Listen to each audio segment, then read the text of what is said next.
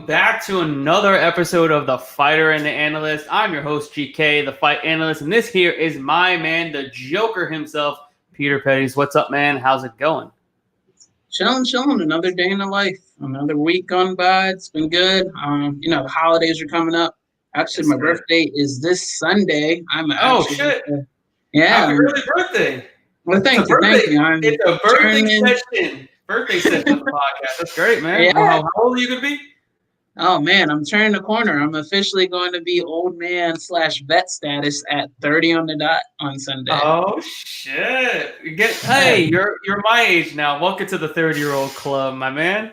Hey, I'm a little nervous, but I guess hopefully my grown man strength will come in and my little bearded chin will come in. That'll be great. So, I'm excited. Well, you're still in your prime, man. This is prime years for you. Athletically, you're in your prime years. Like right now is pretty much when everybody, at least we've seen in MMA, is like the prime years is like 29, 30, 31, 32. You must be feeling good. I mean, from what Facebook sees, you're looking tip-top shape. So how's everything going?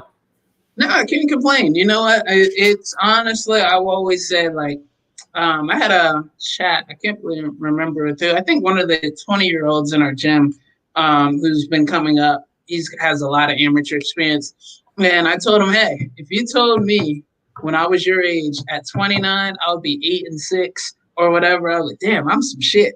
But you know what? It's one of those things where I think the journey has been fun just to look at from fight to fight, look at who I fought in the PFL, my first fight to my third fight being on Titan FC. And the main event was Andre Harrison. To fighting him 3 years later, the whole journey has been fun. And I can say right now, I do feel like I'm entering my prime where I look and I feel as if physically I haven't had that performance where I've been injury-free, strength and conditioning, a full camp, like where nobody has been able to really see everything put together. And I feel like it's been coming together, for me as well as the team. We got who I told you about right before the Contender Series, and it's on this card coming up, Tefan, and Chukwi coming up on his UFC debut. We got Sadiq, who's supposed to be having a big fight coming up. And then we also have, like I said, a number of pros who are still grinding in our room, and as well as a number of amateurs who are coming up. So I'm really excited about where our MMA room is coming and where we are right now in the process. Hell yeah, man. I mean, I'm super excited to see the UFC debut of Tefan. He's looking lean, mean, and like I said, I'm super surprised he was even able to make 185. The dude's been fighting at heavyweight for the majority of his career. The dude's absolutely massive, and I'm super excited for that. What were your thoughts on UFC 256? Let's start with the main event between Figueiredo and Moreno. Phenomenal fight, but it was unfortunate it ended the way it did. And I feel like it was such bullshit the way it ended because they did that purposely so they can get another fight. That's my understanding. The fight was so good, there's no reason why Figueiredo should have lost that fight. So here's where I am. First off, I say it like this. If I was ever to lose money or having losing card, that is the perfect card to lose it on. Because though my bets didn't pan out, my picks didn't pan out, every fight was good from top to bottom. And like you really can't complain on certain fights like that. Like we talked about before the broadcast, Tony Ferguson. It's one of those where I was close to playing the live line because on mine you could play it mid-third, and I was like plus 2,000 coming out in the third round. Tony could possibly do something. It was one of those things where it was like, all right, is Oliveira going to break now or is Tony going to break him? And Oliveira showed up from the girls' fight, from Verna and Mackenzie Dern. Who knew, that knee smash into Mackenzie Dern? It was like, all right, is Mackenzie Dern going to quit or is she going to push through? Right. She pushed through that like a G, what I mean? Like literally top to bottom, every fight delivered, even Chase Hooper. You look at that. I still hate the guy. I still think that guy sucks. But at the same time, to come out in the third and do what he had to do to get the W, you can't be mad at that. And last but not least, one that I did call and that you called as well, Cub Swanson. But we broke that down to a T. Coming off the ACL surgery, that could have easily went the other way because Pineda landed those leg kicks and he looked like he was starting to limp. And as we broke down, how is Cub's leg going to hold up? And it barely held up. Pineda, as I thought, as bad as it sounds, when we were supposed to fight last year, Pineda wins against jiu-jitsu guys. He doesn't win against real strikers. And Cub Swanson showed no head movement. The dude came forward and ate some mean punches, almost got him out of there in the first and was able to seal the deal in the second. So, at the end of the day, it was a great fight card. I really can't complain about how that whole card went. It was probably one of the best. Oh, in the main event. Personally, it was great to have a great flyweight fight for the division, let alone this was a division that was about to be cut and axed from the UFC. You had Figgy bring some excitement back to it. Moreno stood in there. It was almost impressive how many punches each of their chins ate, because you can watch a whole fucking 5-punch combo land on each of their chin, and then the other guy will come right back, and you're like, how the hell are they both standing? But at the end of the day, I do think with the nut shot, you can't. This is personal bias. You can't take a title off of a point deduction. And I was still happy to not see Moreno get an L in that situation, because though I think Figgy might have stole it in that 5th round, I was happy with the draw because Moreno fought his ass off. And at the end of the day, at least he gets another payday for him and his family. Oh, hell yeah, man. That was a phenomenal fight. I've been a fan of Moreno since he was on The Ultimate Fighter. And I'm glad to see where he's come. I mean, getting cut from the UFC, came back, battling through it, and just absolutely dominating the rest of the division other than Figgy. And he gave Figgy the best fight that anybody's given him, arguably in his entire career. I know he's lost to Formiga, but I mean, Formiga just laid on him. It's not like he really did much. He didn't really fight Figgy's fight. Moreno fought Figgy's fight, and he almost beat him at his own game. And that's not what a lot of people can really do. I mean, no one can go power for power, punch for punch, submission for submission with this guy. And he really did it. And he showed he's an absolute stud. He's a warrior. And he's a force to be reckoned with at 125 pounds, as well as Figueiredo. And still going to be excited to see that fight again. And it's going to be another close one, another close war. And like I said, I'm definitely looking forward to it. But we're finally here. Last fight of the year. Then we got 3 weeks off, unfortunately. But we're here to make some money on the last card of the year. And we're going to make some good money. I think there's some great value plays throughout this card. A lot of close lines. One of our favorite fighters on the card as well. So let's get right down to the breakdown. And our first fight up is a fight at a catch weight of 160 pounds between Carlton Minus and Christos Giagos, which is a new fight that just happened, I think, 2 days ago or a day ago, that it came to fruition because Rick Glenn had to pull out. So now Christos Giagos is taking his fight on about 3 days' notice on a catch weight of 160 pounds. Right now, Giagos is a minus 325 favorite, and the comeback on minus is a plus 250 underdog. What do you got? This is a tough fight, and the reason is I look at it from the standpoint where you have Carlton Minus, who was one of my fights that I was going heavy on, Rick Glenn in a parlay, and he's fighting a short notice, and I have a firm belief whenever you take a guy who's been in camp and you put him in short notice against somebody else, I will always take the full camp over a short notice bout, just because in tip-top MMA shape, if you're doing the right things, there's nobody who can match your pace. At the same time, I don't know if Carlton Minus has the technique to win. And what I mean by that, it doesn't take much if you go against you take any in-shape white belt against an out of shape black belt. They take you down and submit you, or you take someone who doesn't wrestle against an out of shape D1 wrestler who's in relative shape, and they take you down. You're not going to be able to stop that takedown no matter how in shape you are. So, as much as I want to go at Carlton minus on this dog bet, I am not going with him at all. I think it doesn't hurt if you want to put the $25 just to see what happens with it. But it's hard for me to lay any type of real money on Carlton minus. So I'm going Christos in this. Yeah, I completely agree with you. I don't think Minus should be in the UFC. He's an Alaska FC product. And as we've talked about on this podcast numerous times, you don't want to bet on guys that fight for Alaska FC because it's just a bunch of, gimme fights and those people just are just gifted wins so they can boost their records and get into the big show. And then they don't pan out, which is like almost every single time. He got the call up to the PFL on short notice, got submitted. I think it was by Chris Wade, if I'm not mistaken. I'm not entirely sure, but yeah.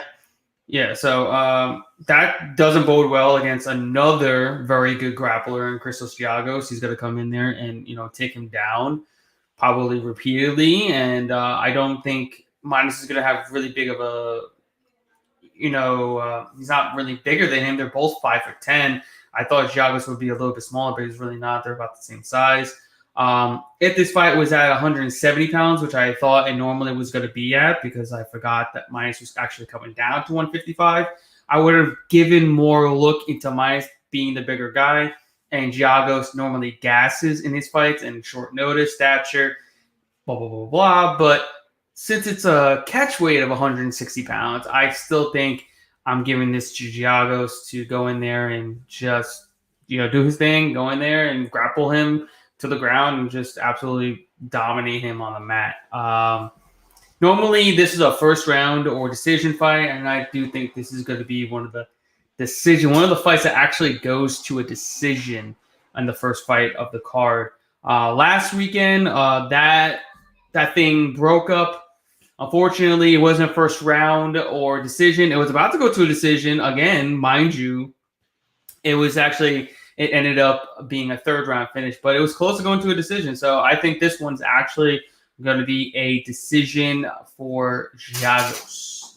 All right, so next up, we have a fight in the flyweight division between our man Jimmy the Brick Flick taking on Cody Durden. Right now, Flick is a minus 155 favorite, and the comeback on Durden is a plus 130 underdog. Who do you got? I think I'm going with Flick, and this is just off of your breakdowns as well as I know he's your guy to bet on. I don't really know much about Durden, but I will say I was very impressed watching Flick on the Contender Series. That was my first time ever watching him live, and his transitions on the ground, whether it was on his back, on top, it was a thing of beauty just to see how he transitioned smoothly from each position. And this is coming from a fighter. I think one of those things that people often – I think Jimmy Flick is one of those MMA fighters. If you want to see how jiu-jitsu should be applied to MMA, you got to watch him because his transition from butterfly sweep to top control, it was just a thing of beauty, and it's not many times you see MMA fighters with that type of MMA jiu-jitsu game. So, I'm going to go. This is just off your assessment and watching him on the Contender Series. I'm going to Flick on this one. Yeah, I mean, I've broken this fight down numerous times already, and we're here again. I'm still sticking with Flick. I'm very high on Flick's abilities to beat Cody Durden, who's probably going to gas after one round. He had to come down to flyweight again, so he had to make flyweight for a third time in a 2-week or 3-week span. It doesn't bode well on his cardio. That was already bad at 135, so now it's going to come down to 125. And Cody Durden doesn't seem to have the best fight IQ that he's going to want to just stand and brawl. Either way, Flick is going to engage in the grappling, whether Durden wants to or not. He's going to go in for the takedowns. He's going to make Durden wrestle him, and he's just going to get a hold of him, and he's going to do his thing on the mat. It's just what it is. I mean, And the line always,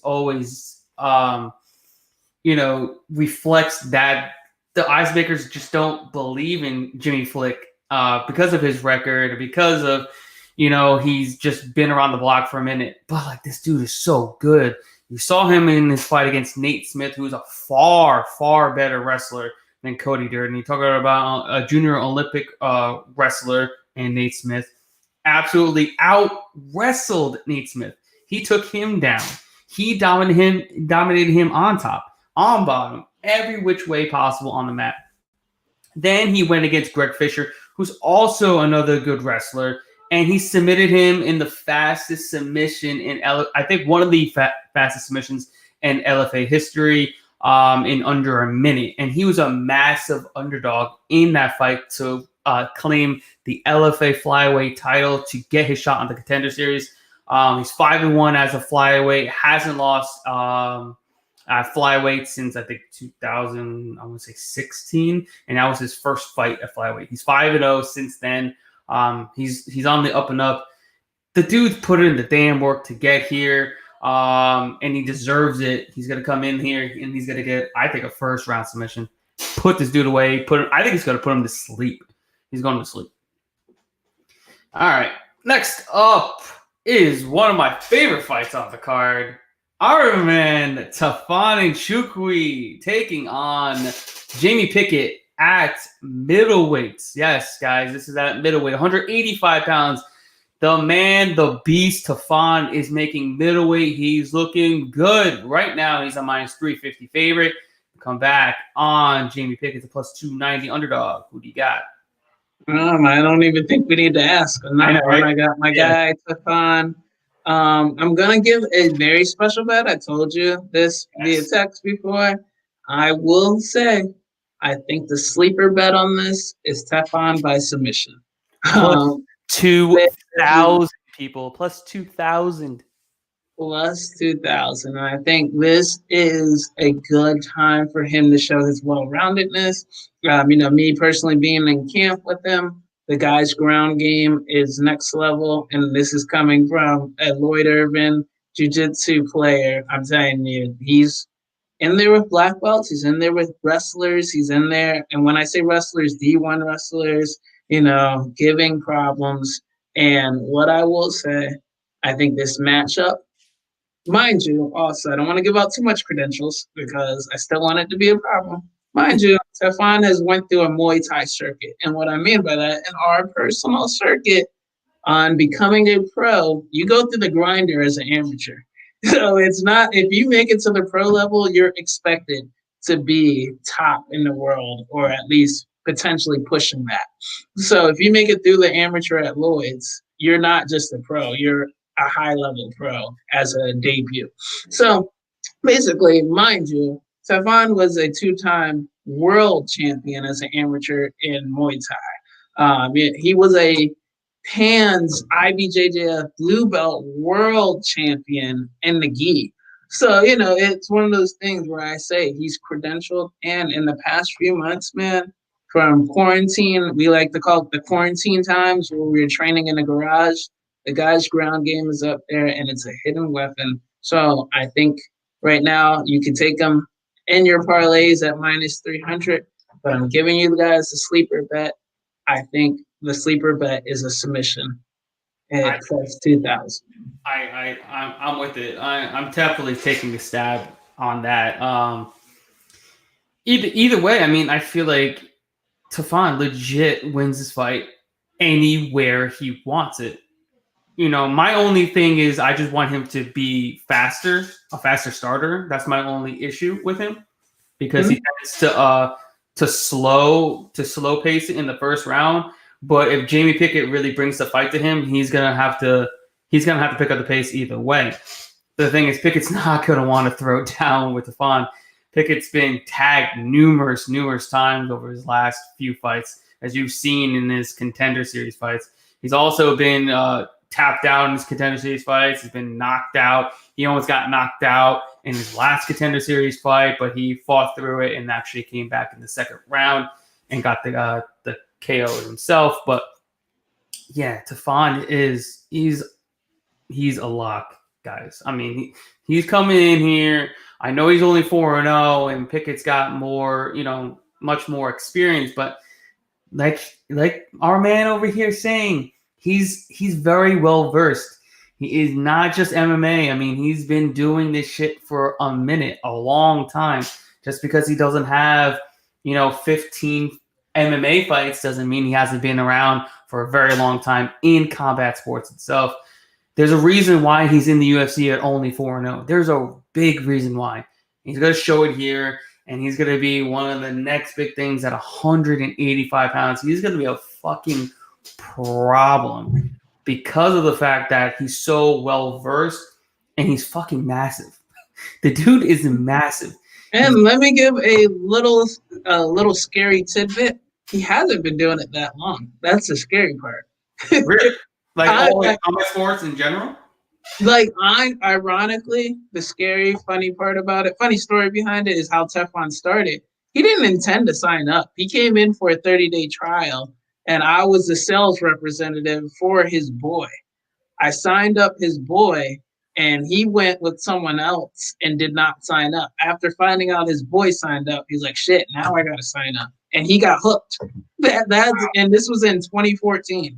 So, less than, I guess you could say, almost 6 years later, he's in the UFC. But what I would always say is he's literally like a sponge. And what I mean by that is you can show him a technique tomorrow, and by Friday, he'll hit it on someone. That is how, I don't know how his brain works in that, but literally he's a sponge in that capacity. Like, he picks up things very fast. That's insane. To be in the UFC at 4-0 and be dominant, a dominant 4-0. I mean, and like I said, he fought and knocked out William Knight, who was a Contender Series alumni. He made it look easy. He not only knocked him out, he made him, I hate to say, his son. I want to say he made him his bitch, but literally, he walked forward and gave him no respect, finished him in the first round, and that's what got him on the Contender Series. But the guy, like I said, the sky's the limit for him, honestly. What I liked out of that William Knight fight is that he defended multiple takedown attempts for half of that round, more than half of that round, against a credentialed wrestler, a state champion wrestler, a very strong, athletic brute of a heavyweight, and now he's taking on Jamie Pickett. I mean, what's Pickett going to do? He's going to get cracked on the feet. He's going to try to take it down. He's not going to get it to the mat. And if it does, he doesn't want it there. I guarantee you he doesn't want it there. So I know, we might be biased here, but Stefan's coming away with his victory. He's getting his first UFC win this weekend against Jamie Pickett. And plus 2,000 submission of the night. Just saying. Hey, $5, guys. That's all you need to put on it. $5. Come on, $100 for $5. It's worth it. Can't be wrong. All right. Next up in the women's flyweight division, we have a fight between Jillian the Savage Robertson and Taila Santos. Right now, the Savage is a minus 115 favorite in the comeback. On Santos is a minus 110 underdog. Basically, who do you got? I think we are getting a great price on Jillian Robertson. Absolutely. I am actually surprised the line is this long. I honestly was already going to fade Santos on the Montana De La Rosa fight. And now we get a little switch with a better Montana De La Rosa on the ground, technically, and Jillian Robertson. And I think this is just literally, I don't want to say a slam dunk fight, but I just feel like Taila Santos is a product of great management. I just don't think, what I mean by that is by Tapology, if you look on it, 1, 2, 3, 4, 5, 6, 7, 8 with no wins, 9, 10, 11, 12. She was 13-0, fighting an 0-1, and she did this all the way up until 13-0. That's crazy. And I think, don't get me wrong, records go a long way in the sport, but at some point you get exposed. And I think this fight, other than her last loss against Mara, I believe it was against, Yeah, Barella. Yeah. yeah, I think this fight she gets extremely exposed against Jillian Robertson. I'm actually very surprised that this line is only minus 115, basically a pick 'em, because I feel like if you really look at the line, like skill sets, this is where the big thought of watching the skill sets come in. You get a Jillian Robertson at negative 115. This is like literally max bet. Yes, This is absolutely. probably my favorite bet 100%. of the night. Absolutely. I completely agree with you. I don't know why this line. I mean, she was a minus 170 favorite. Minus 170 favorites against Andrea Lee. Andrea Lee is far, far better than Tyler Santos. Tyler Santos fights Andrea Lee. Andrea Lee is beating the shit out of her on the feet. Andrea Lee is a very, very good striker. Very good striker. I know her takedown defense has been bad, which is why, Jillian probably was a higher favorite. But Lee would beat Santos, and Jillian's gonna take down Santos. You talk about has taken down every single opponent that she's faced in her entire UFC career, minus Macy Barber, who's a much better wrestler than Santos will ever be. Period. Better striker than Santos as well. And then also Jillian Robinson just faced a Muay Thai striker in Poliana Botelho. Mind you, if we see the fight that she fought against Poliana couldn't throw kicks. Why? Every time she threw a kick, she was catching it and taking her down. Her corner was screaming. They were screaming at her, "Do not throw a kick." Every time she threw a kick, it was telegraphed, taken down to the mat. Same thing is going to happen here. She's a Muay Thai striker. She wants to throw kicks. She's throwing over 10 kicks per fight. She's now going to have to be a one-dimensional boxer against Jillian Robertson, and that's not going to bode well. She's going to be able to get in close because of she's not throwing kicks. She's not going to have to get hit with kicks or anything of the sort. She's going to come forward. She's going to get her in around the waist, and she's going to take her down. The moment she takes her down, she's not getting back up. It's just like what's her name was saying 2 fights ago. She's like a wet blanket. She's just all over the place. You can't get up from her. And she's never, this is the first time she's ever faced a Brazilian Jiu-Jitsu black belt, Santos. She's never faced a Brazilian Jiu-Jitsu black belt ever in her entire career. And she's going against an extremely high level one in the flyweight division with the most submission victories in women's MMA history, might I add. The most finishes in women's MMA history as well. Come on, it's Jillian Robertson all day here. I think it's a no-brainer. I don't know why people are taking Tyler Santos. I know that Robertson is not the best on the feet, but she's serviceable. She doesn't get knocked out. She's only got knocked out once by Macy Barber, who's arguably one of the heavier punchers in the division at 125. And she's looked great since that fight. And she's been working with Wonder Boy on her movement as well. I think she's just on the up and up. And then Tyler Santos doesn't look as big as she did against Molly McCann. Jillian Robinson actually looks bigger in the face-offs. If you've seen her, she looks thicker. She looks like she's got a lot more mass than Tyler Santos does. I think she rolls here.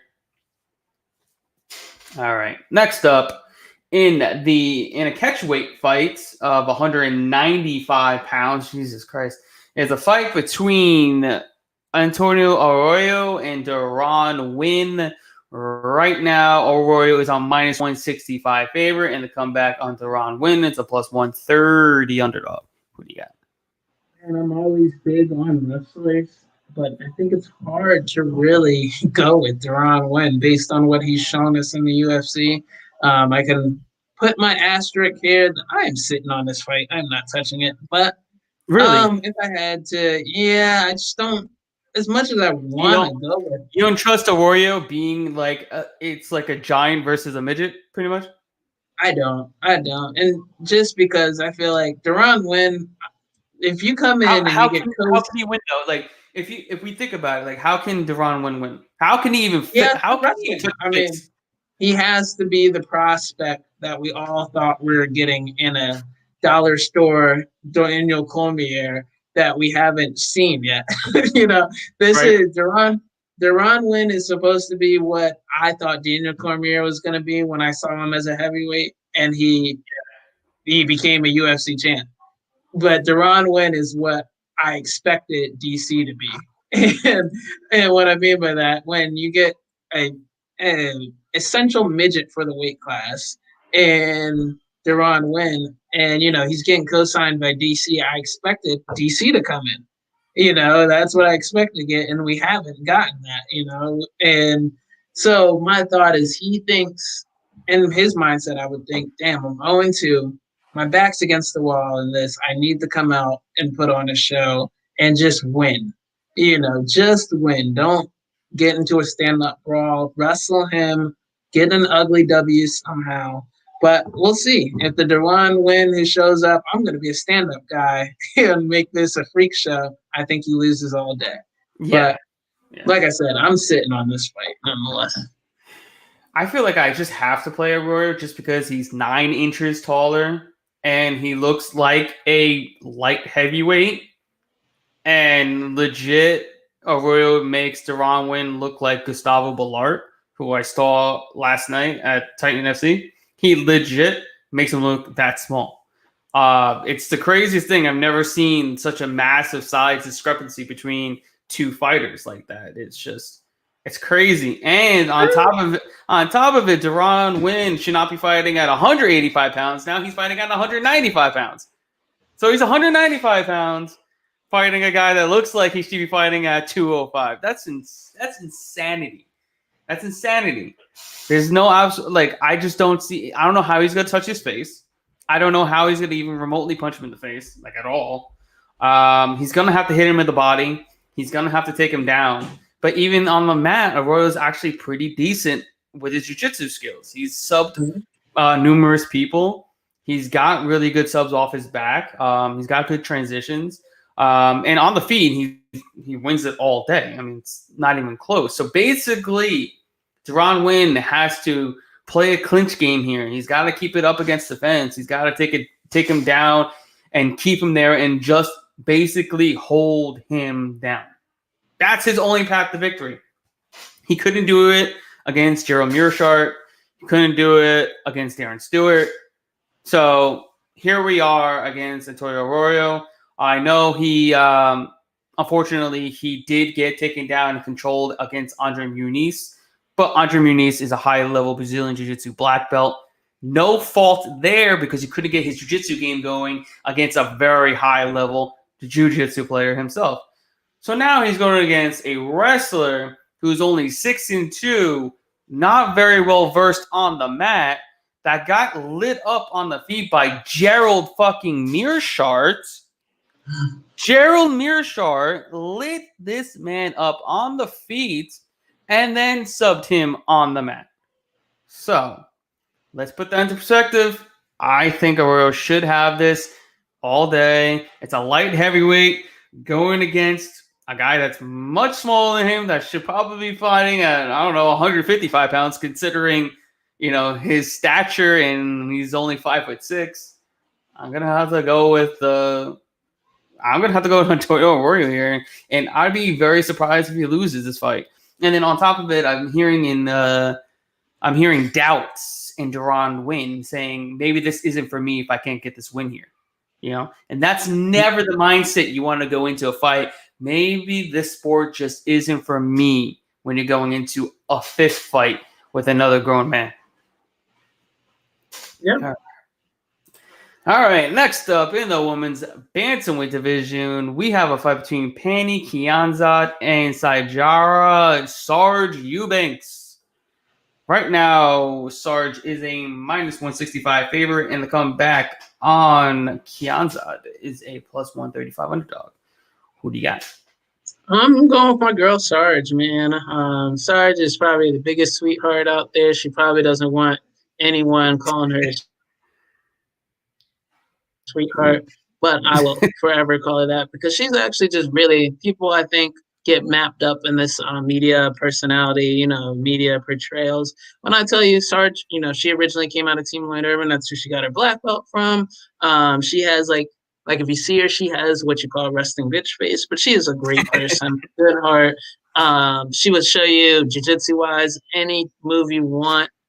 Just very technical. At the end of the day, if you're a dick to her, she'll be a dick back. I think she always gets a bad look because of Ultimate Fighter or whatever. But the biggest thing, she went in there as I think 11th seed or 12th seed. I don't know what kind of disrespect she got, and cruised through the competition before missing weight. But you know what? Honestly, she's one of those girls. I think she's one of the most technical girls at that weight class. So I'm riding with my girl Sarge on this fight. Yeah, it's just, a pretty tough fight to call. It really boils down to who's going to implement their game plan the best. I mean, Sarge has looked really good as of late. Unfortunately, she lost the first 2 rounds in her last fight against a very, very tough opponent. But then she came on really good in round 3 and actually won that last round. So I think her stock is up coming into this fight against Kianzad. I think Kianzad's strength, she's got some decent boxing, but I think she's a pretty good grappler and she's pretty strong in the clinch. But I think if Sarge can get this fight to the ground, I think she can really take this all day. You know how her jiu-jitsu is. I think she's a world champion in jiu-jitsu, I believe, multi-time, I think.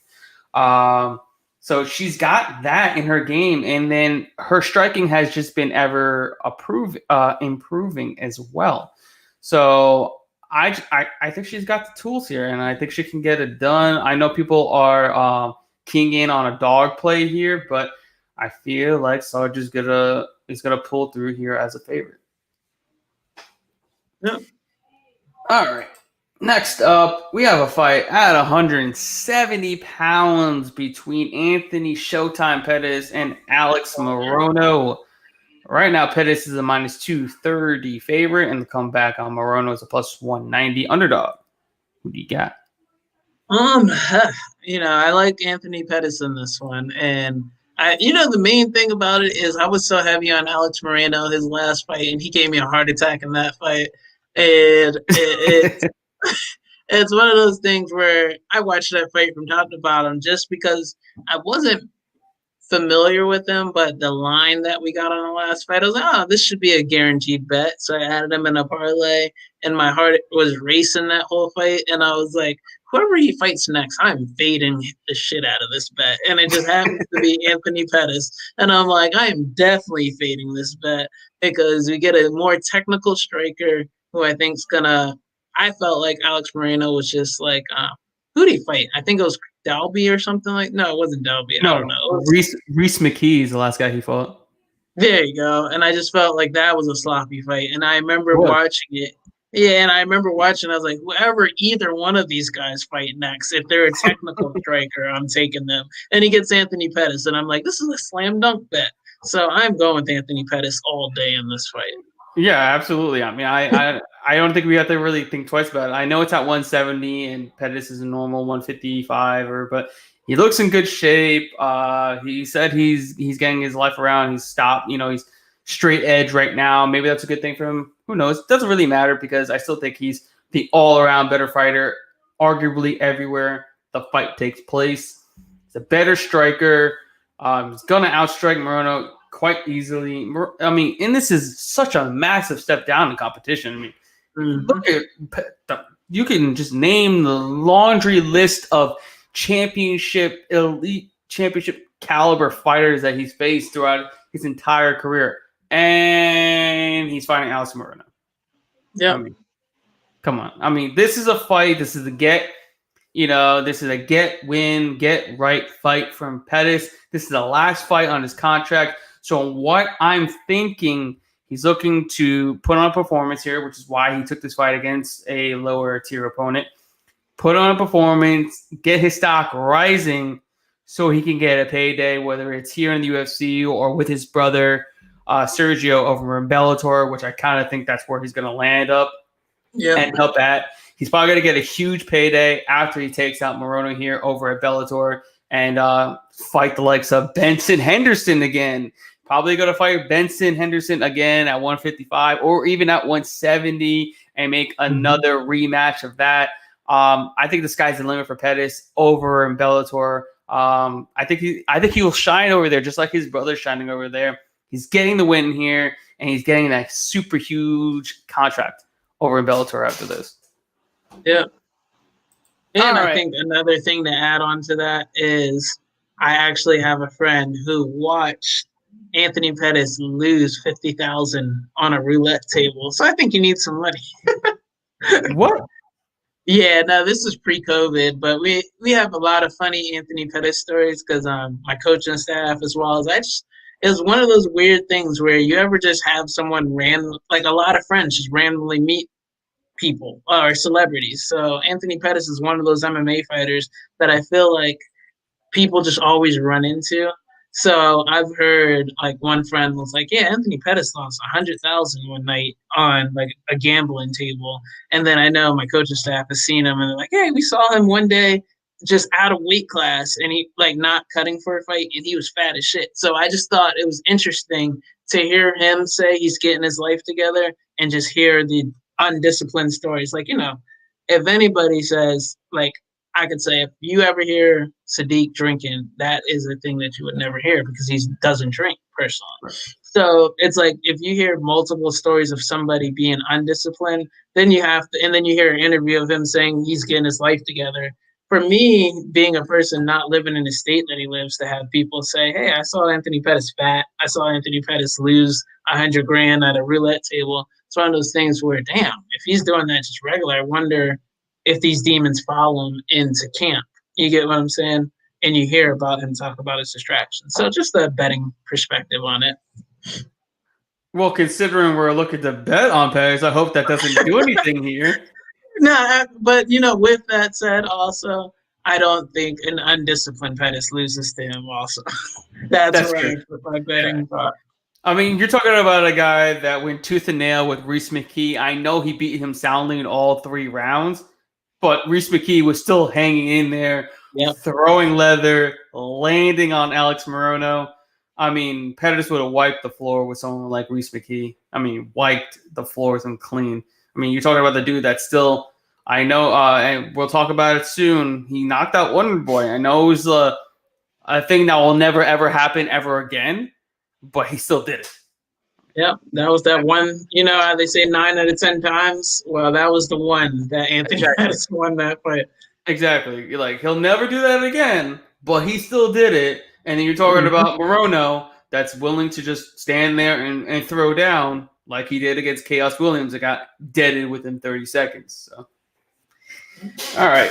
Next up, in the first fight on the main card, we have a fight at a heavyweight division between Marcin Tybura and Greg Hardy. Right now, Greg Hardy is a slight minus 125 favorite, and the comeback on Tybura is a plus 100 underdog. What do you got? This is a tough one. You know, I'm on the fence. I'm probably not even going to include this in my plays, but it's hard to bet against Greg Hardy because he's proved time and time again he's getting better. As much as you want to fade him after, which performance was that? Where it was a dud. I can't remember. I think it was 2 fights ago now. Alexander Volkov? No. There was one before that where it was it Volkov? That was like he lost to Volkov. I can't remember. There was one, I think it might have been the first card back from Florida. But it was just one of those dud fights where it was like, all right, Greg Hardy's not that guy. And since then, he has proved he isn't bad. You know, he's not bad at all. And he's only gotten better. I do think this will be a good, tough test for him. In Carson, I think this guy has the technical capabilities to beat him. Maybe I'm overhyping Maurice Green and Jorgen. I think you are, big time. And I, you know, when I think about it, I'm like, oh man, this might be. I'm switching my bet live on this. I'm going Marcin, man. because this is a big step up from Jorgen and Maurice Green. So I'm going Marcin. Yeah, I'm actually taking the shot on the dog here, Marcin Tybura. I mean, I know Greg Hardy's looked good. He's exceeded expectations from everybody. And he even went in against Volkov and did get finished, which is, great. Um, Obviously, he wasn't even remotely close of winning that fight, but he was competitive. He went in there, he did his thing. He got some experience out of it. Then he came back, rattled off two good wins against DeCastro and Green. But then he comes against Tybura. Tybura is one of those middling top 15 heavyweights. It's a step up from his last two opponents. And it's going to be a tough test for him. And it's going to be a good test to see where Greg Hardy really stands in this division. But we have yet to see his takedown defense really been tried. He's only had to defend one takedown in his entire UFC career. One. Now he's going against Tybura, who has I want to say 6 takedowns in his last 3 fights. He's attempted, I think, 17 takedowns in those 3 fights. So going in, this man's going to have to try to defend takedowns. And we're going to see what Greg Hardy is made of. We don't know, and I don't want to bet on an unknown commodity in Greg Hardy's takedown defense. Tybura is very, very strong. He's very agile. He's actually got a decent chin on him. He went tooth and nail with Ben Rothwell in a fucking slugfest for 15 minutes. He took everything Rothwell threw at him, came forward, took his ass down numerous times. And mind you, Rothwell, before that fight, hasn't been taken down since 2016. And he took him down 3 times. So let's gauge if Tybura takes him down. I don't know if Greg Hardy is getting his ass back up at all. So this is going to be a real big test for him.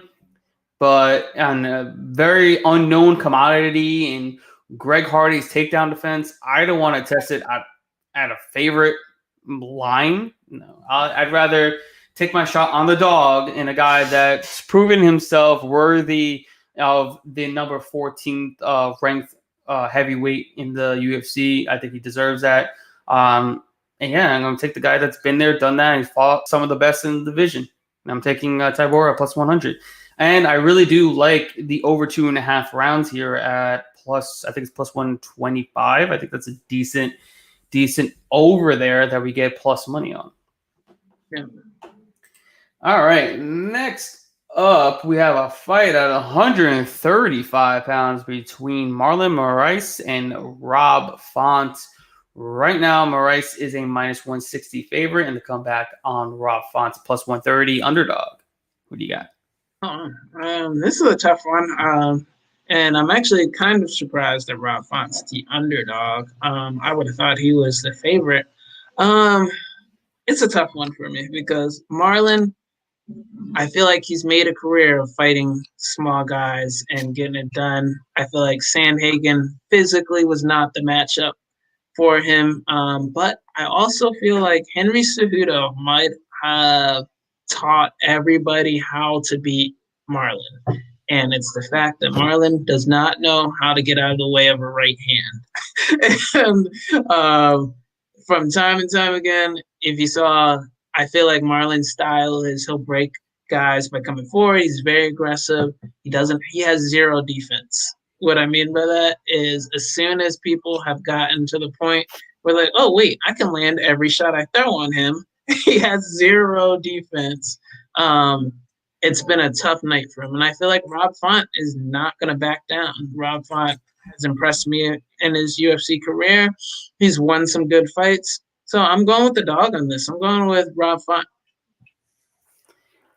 I think everybody's underestimating Moraes and how good he's been over his entire career to the point where losing to 2 highly skilled competitors in Henry Cejudo and Corey Sandhagen. Now he's going to lose to Rob Font, who hasn't fought in over a year, who's lost to every step up in competition that he's had in his entire career, he's 33 years old. He's not young. He's not that much bigger than Moraes, as I've seen in the weigh-ins and the face-offs. I thought he was like the Corey Sandhagen height discrepancy. It's really not that big of a difference. It's about a couple inches, 2 inches, and yes, he does have that 3-inch reach advantage. But this is a different fight than Corey Sandhagen because Rob Font is there to be hit. He's more of a stationary target. Moraes is going to use a ton of leg kicks, and he's going to beat up the lead leg of Rob Font. He's going to absolutely destroy it right off the bat. And the dude is just so powerful. That switch kick that he throws is just a thing of beauty, and it's so damn quick. He just has a lot in his arsenal, and it barrels down to, is he gonna gas like he does all of his other fights, and is Rob Font gonna, end him in late round 2 or round 3? It's definitely a possibility, and maybe we could take a shot on Rob Font in round 2 or Rob Font in round 3 and get some really good value, because I think that's where you're going to get your value on Rob Font. But I do think that Moraes can put Rob Font away. I really do. I think he's still one of the best of the best. And mind you, Rob Font, he didn't have a full camp for this fight. I mean, he's had I would say 2 months at the most, because this fight wasn't announced right away, and Moraes just fought 2 months ago. So he's coming off over a year layoff, and on top of it, he didn't have a full 3-month camp that most people would normally get on a fight. So I still think Moraes is going to show that he's still the top of the division. And mind you, this is a big step up from I'm a big fan of Ricky Simone. But it's a big step up from Ricky Simone to Marlon Moraes after not fighting for over a year. It's a pretty big step up. I mean, you're not going from, Ricky Simone, who's maybe top 15, to now all the way up to number 4. I mean, that's a big step up. You're not going to number 5. You're not going to number 6. I mean, Moraes just fought for the title 2 fights ago. He fought against another title contender in Corey Sandhagen. He fought Jose Aldo, one of the GOATs, in the UFC.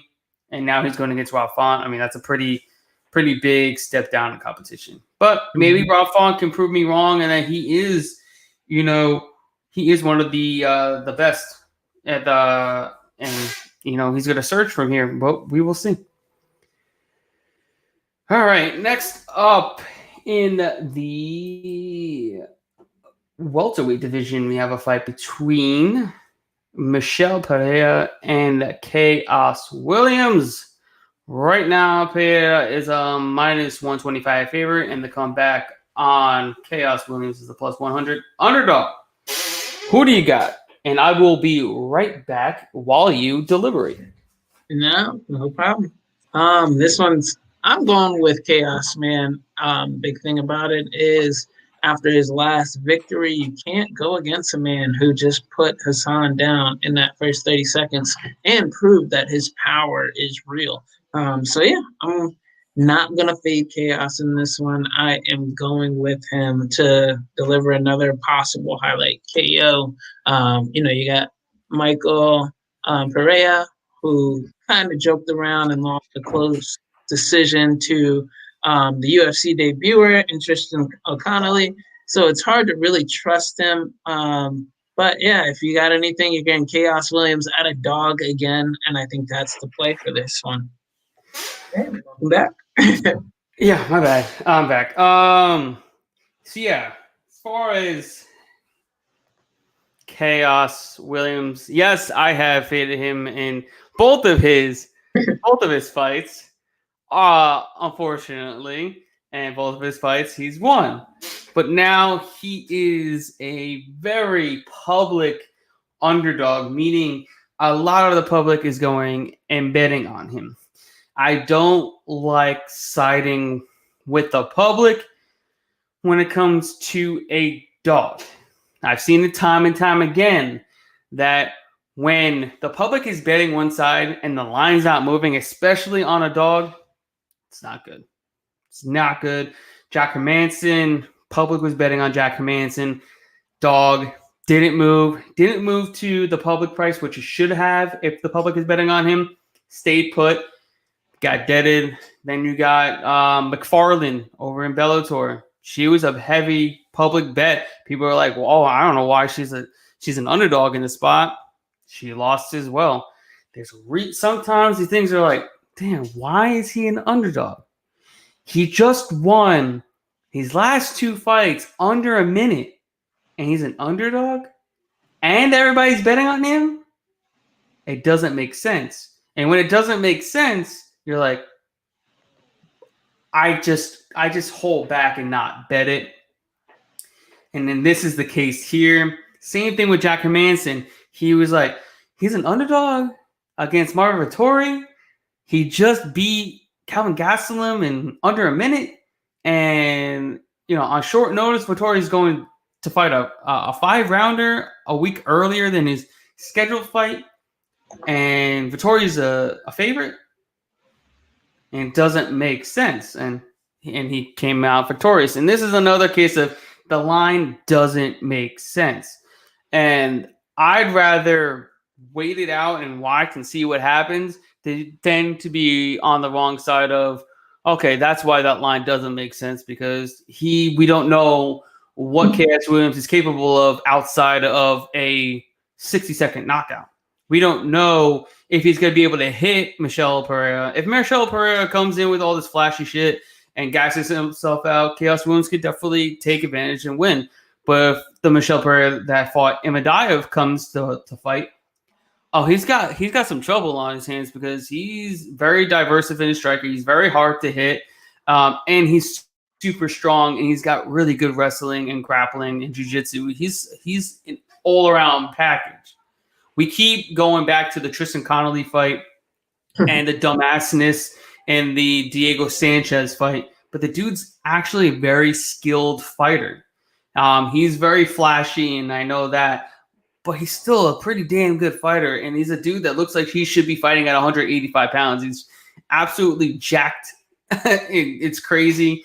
I don't know how he even makes 170 pounds.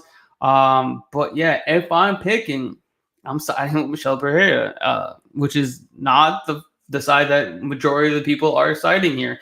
A lot of people like knockouts, and I could totally understand it, because this dude, KS Williams, got some fucking leather. That dude's got some hands for days.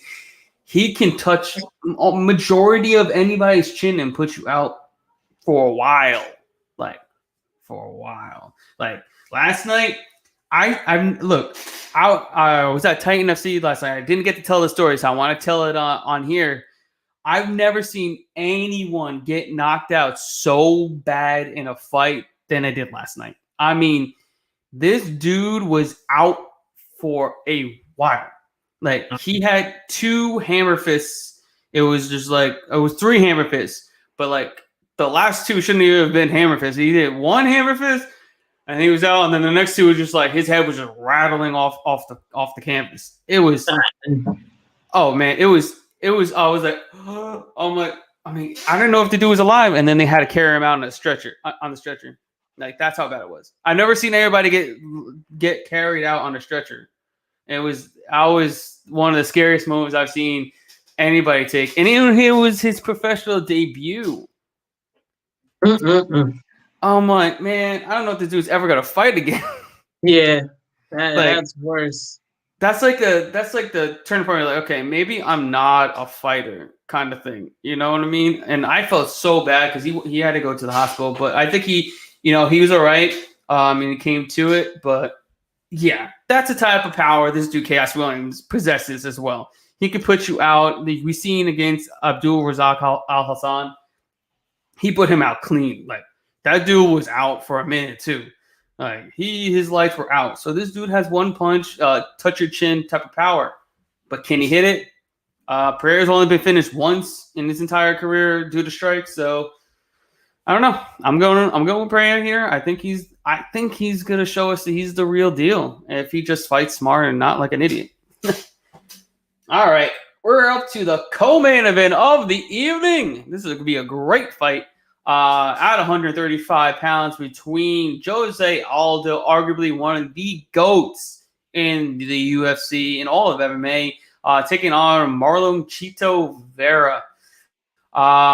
Right now, Jose Aldo is a minus 150 favorite, and the comeback on Vera is a plus 125 underdog.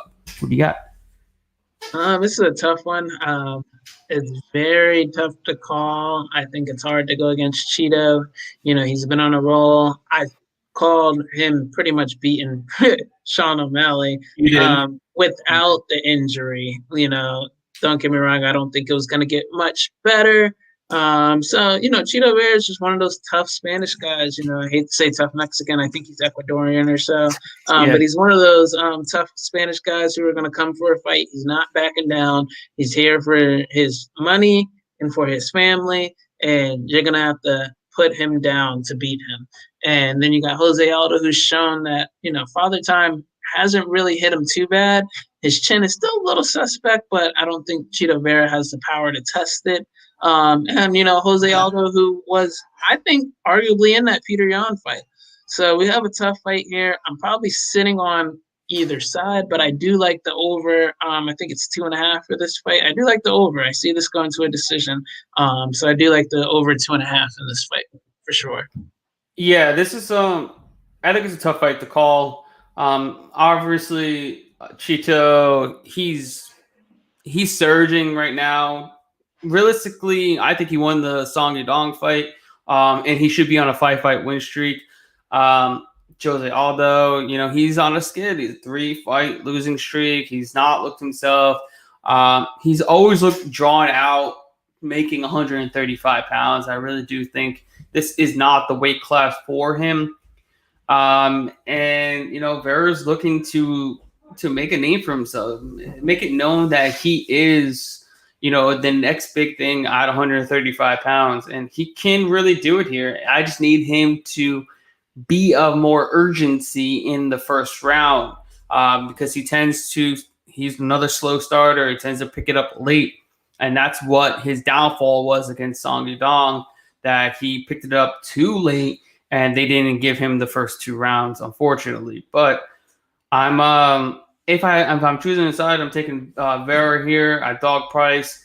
And that over 2.5 rounds seems pretty good because I don't think Vera's going to really put him away. And I don't think Jose Aldo's going to be able to put Vera away either. So I like that as well. All right, and we're up to our main event of the evening. It's a great one to end the year at 170 pounds between Stephen Wonderboy Thompson and Jeff Neal. Jeff Neal is back after that very, very bad scare of an infection that he had, near life, you know, life and death experience, and he's back in a main event spot just you know, under less than a year later. It's quite astonishing. And right now he is a minus 120 favorite. He's a favorite. Yes, he's a favorite over Wonderboy Thompson, and Wonderboy's a plus 100 underdog. What do you got? Man, I don't know if we're gonna be torn in this fight, but I do not know how we're getting Wonderboy at our underdog price. I am huge on this line. I don't know. Don't get me wrong. I have been very, very, very impressed with Jeff Neal, and this is coming from me personally. When I watched him on The Ultimate Fighter, I'm at The Contender. I think it was the week before my fight. So I was watching every Contender season. I remember watching this fight and not being particularly impressed at all. Like, and it's sad to say. I think his best victory was against my boy, who I love, Bilal Muhammad. I think that was his best victory to date. And I still say, I don't know if it was a Bilal Muhammad being off that night or just Jeff Neal really hitting that hard, you know. But he fought a great fight in that.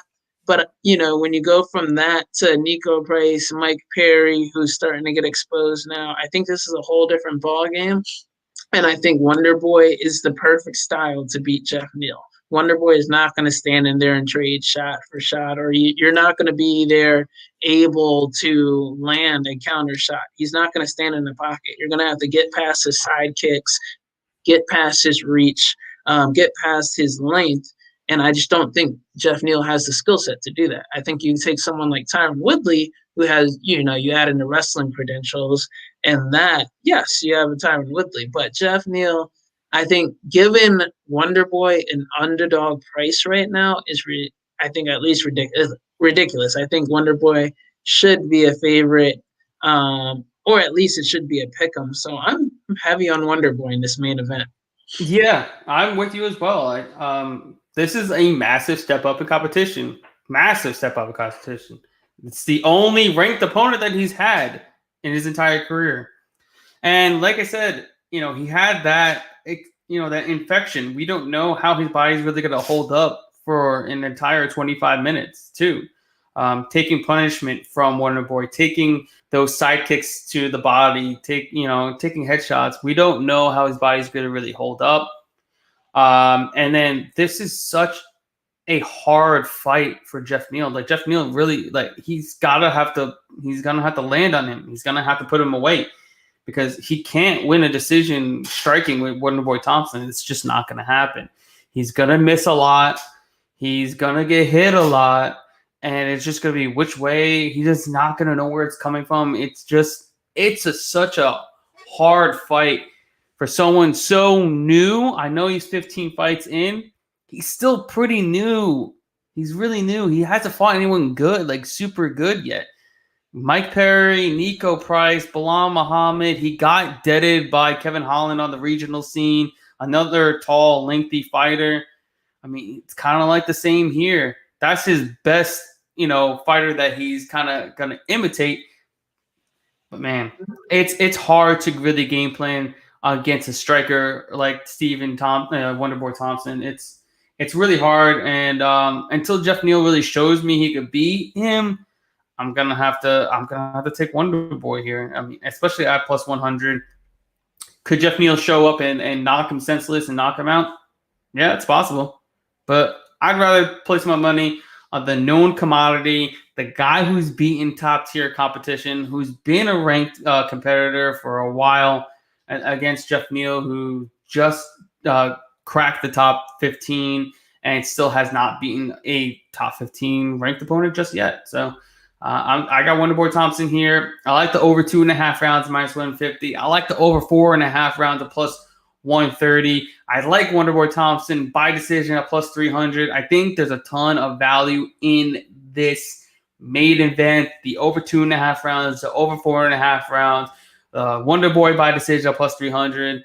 I don't think he puts Neal away because I do think Neal is actually pretty tough, even given the blip against Kevin Holland.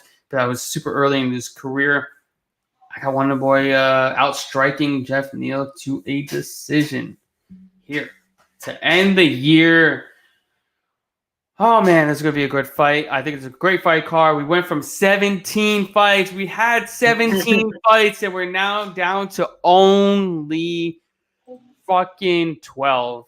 You know how terrible that is, man? Now we're it's funny because even a few weeks ago, we were talking in the gym and we were laughing at his fight card because we were like, man, 19 fights. You went from being on the main card to being the first fight of the night.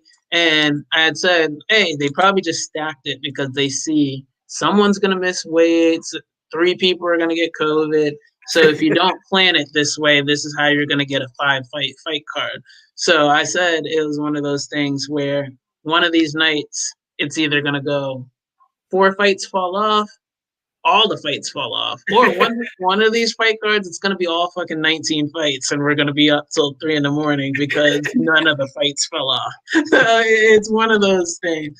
But, I think tomorrow, one thing we said is there's a lot of value on tomorrow's card. You got a lot of underdogs, so I feel like shouldn't be underdogs, or there's a lot of favorites who shouldn't be or should be favorites. We're going to find that out. But I think either way, tomorrow's one of those good cards where I feel personally good about every one of my picks that I'm giving. Same here. I think this is a great way to end the year. A lot of good fights. Like I said, I'm extremely confident in Jimmy Flick. I'm extremely confident in Tafon. Extremely confident in Jillian Robertson, and we're getting great prices on all, I don't know about Tefon, but we're getting great prices on the other two. And then we're getting a great price on Wonder Boy in the main event at plus 100. You're even getting a good price on Anthony Pettis at minus 225, where he should be minus 350, minus 400 against a guy that isn't even in the same ballpark as Pettis and will never be. So I think we have great spots to us. Entire card, 12 fights. We at least get 12 fights to end the year, and it's gonna be a great one.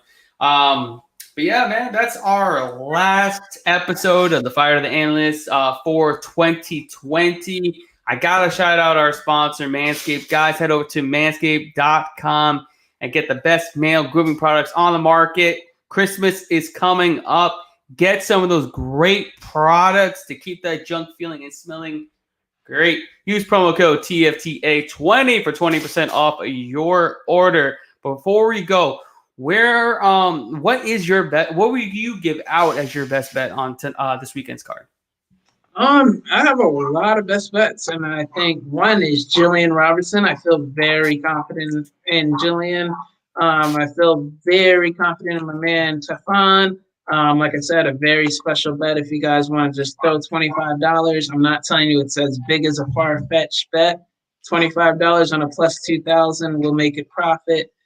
Take him by submission. I think that's a really good prop there. I'm heavy on Anthony Pettis tomorrow. I think all of those are almost guaranteed picks, honestly.